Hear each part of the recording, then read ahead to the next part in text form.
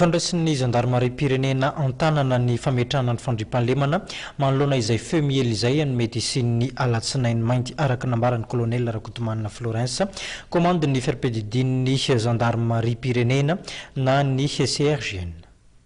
Isiny tsy makatoa aniny valim-pifidianana vonjy-maika nataony senita iny. Nandritra niny farany herinandro iny nomboka tamin'ny sabotsy sy ny alahady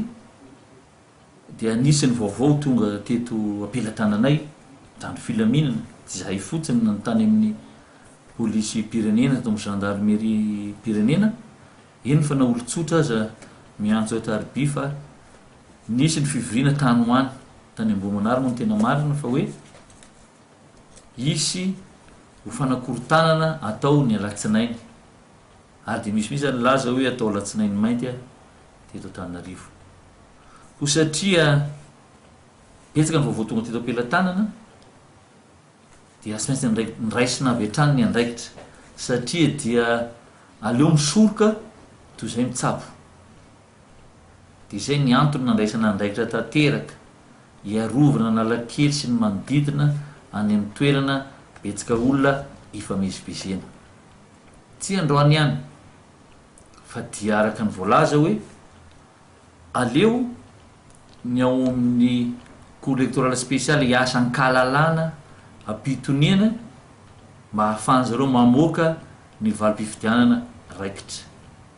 Dia izay natao niraisana andraikitra mba tsy hisy anohitoina an'izay asan'ny cour électorale spéciale zay, mba tsy hisy koa anohitoina ny filaminana sy ny fandriampahalemana eto Antananarivo. Tsy Antananarivo ihany fa manerana ny faritany raha tsy dia any Antsirabe dia efa nisy koa ny resaka fa hoe androany ihany koa dia mety hisy anakorotana dia mitovy amin'izao zavatra nitranga eo Antananarivo zao ny baikolomenan'ny état-major mixte opérationnel ny région-ny Vakinakaratra amin'izay dispositif raisina eny Antsenakely any Sabotsy